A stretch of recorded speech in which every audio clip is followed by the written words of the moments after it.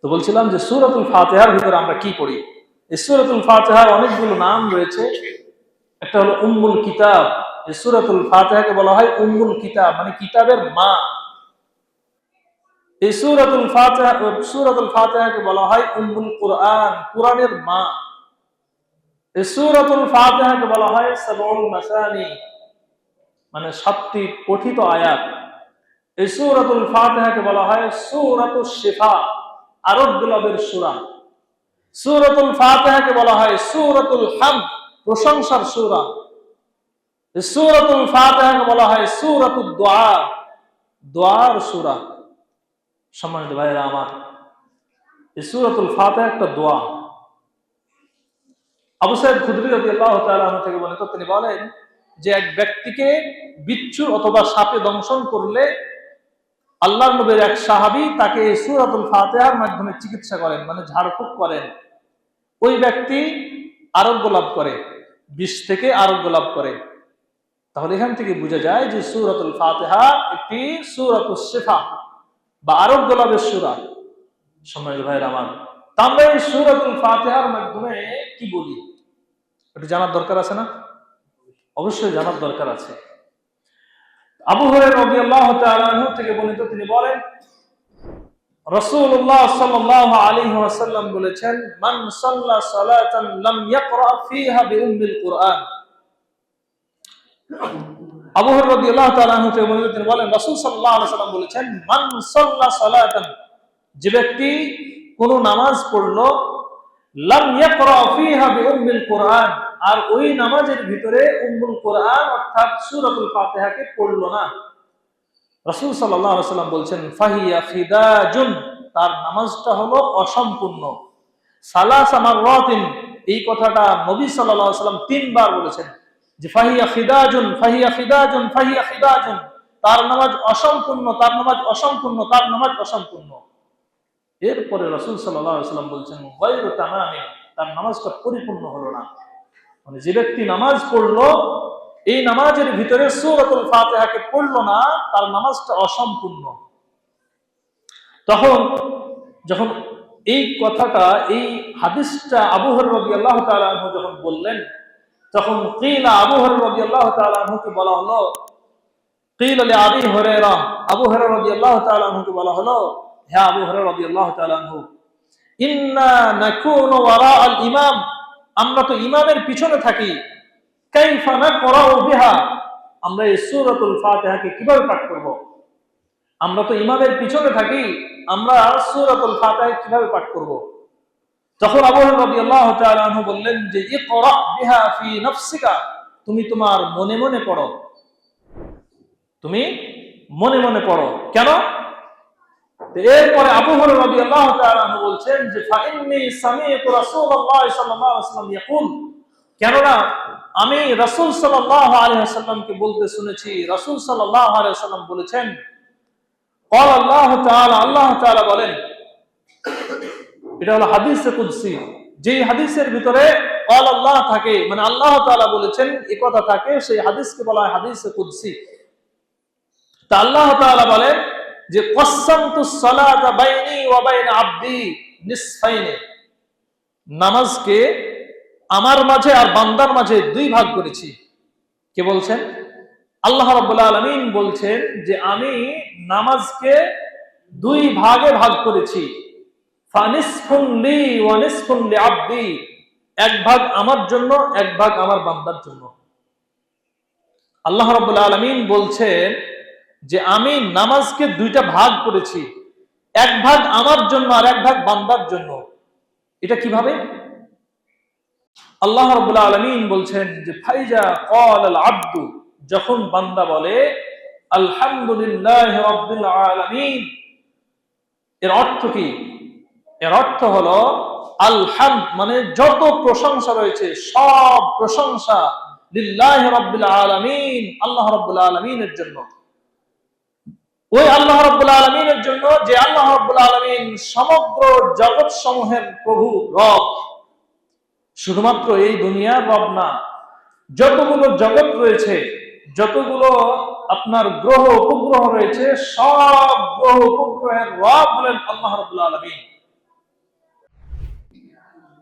তো আমরা নামাজে দাঁড়িয়ে এটা বলি যে আলহামদুলিল্লাহ রাব্বিল আলামিন, সমস্ত প্রশংসা সেই মহান আল্লাহ রাব্বুল আলামিনের জন্য যিনি সমগ্র জগতের প্রভু, রব। যত জগৎ রয়েছে, যত গ্রহ উপগ্রহ রয়েছে, যা কিছু রয়েছে, সব কিছুর রব হলে কে? আল্লাহ রাব্বুল আলামিন। তো যখন আমরা নামাজে দাঁড়িয়ে এই আয়াতটি পড়ি, আল্লাহ তাআলা, আল্লাহ রাব্বুল আলামিন বলেন, হামিদানি আব্দি, আমার বান্দা আমার প্রশংসা করেছে, আমার বান্দা আমার প্রশংসা করেছে। আল্লাহ রাব্বুল আলামিন স্বীকৃতি দেন যে আমার বান্দা আমার প্রশংসা করেছে। আমরা যখন এই আয়াতটা পড়ি তখন আল্লাহ তাআলা জবাব দেন যে আমার বান্দা আমার প্রশংসা করেছে। এরপরে আল্লাহ রাব্বুল আলামিন বলছেন, ওয়াইযা ক্বালাল আবদ, যখন বান্দা বলে আর রহমানির রহিম, এর অর্থ কি? এর অর্থ হলো আর রহমান তিনি দয়ালু, আর রহিম তিনি দয়াময়। মানে আল্লাহ রাব্বুল আলামিন দয়ালু, তিনি দয়াময়, তিনি দয়া করাকে, অনুগ্রহ করাকে ভালোবাসেন। যখন আমরা এই কথা বলি তখন আল্লাহ রাব্বুল আলামিন জবাব দেন, আসনা আলাইয়া আব্দি, আমার বান্দা আমার গুণকীর্তন করেছে, আমার প্রশংসা করেছে, আমার গুণকীর্তন করেছে। এরপরে যখন আমরা বলি যে মালিক ইয়াউমিদ্দিন, তিনি বিচার দিনের মালিক, কিয়ামতের মাঠে তিনি সবার বিচার নেবেন, তিনি বিচার দিনের মালিক, তখন আল্লাহ রাব্বুল আলামিন জবাব দেন, মাজ্জাদানি আব্দি, আমার বান্দা আমার মর্যাদা, আমার গৌরব বর্ণনা করেছে, আমার মর্যাদা বর্ণনা করেছে। এটা আল্লাহ রাব্বুল আলামিন জবাব দেন। এরপরে যখন আমরা বলি যে ইয়াকা না'বুদু ওয়া ইয়াকা নাস্তাঈন, ইয়াকা না'বুদু ওয়া ইয়াকা নাস্তাঈন, এর অর্থ কি? এর অর্থ হলো ইয়াকা না'বুদু, হে আল্লাহ আমরা আপনারই ইবাদত করি, ওয়া ইয়াকা নাস্তাঈন, আর আপনার কাছেই সাহায্য চাই। আমরা নামাজে দাঁড়িয়ে বলি যে হে আল্লাহ আমরা আপনারই ইবাদত করি আর আপনার কাছেই সাহায্য চাই। তো যদি আমরা নামাজে দাঁড়িয়ে কথা বলি তাহলে মাজারে কেন যাওয়া লাগে? আমাদের মাজারে কেন যাওয়া লাগে? মাজারে সন্তান চাওয়ার জন্য যায় না যে হ্যাঁ খাজা বাবা, গাজা বাবা, এই সমস্ত আমাদেরকে এগুলো দেন, সেগুলো দেন, এগুলো বলি না? অনেকে বলে না? বলে। তার মানে নামাজে আমরা কি বলছি এটা বুঝি না। তা আমরা বলি যে ইয়াকা না'বুদু ওয়া ইয়াকা নাস্তাঈন, হে আল্লাহ আমরা আপনারই ইবাদত করি আর আপনার কাছেই সাহায্য চাই। এখানে একটি গুরুত্বপূর্ণ কথা আছে। আপনি যদি বলেন যে আমরা আপনার ইবাদত করি, মানে রস্যই যেটা রয়েছে সেটা যদি না লাগান তাহলে অর্থ ভুল হবে।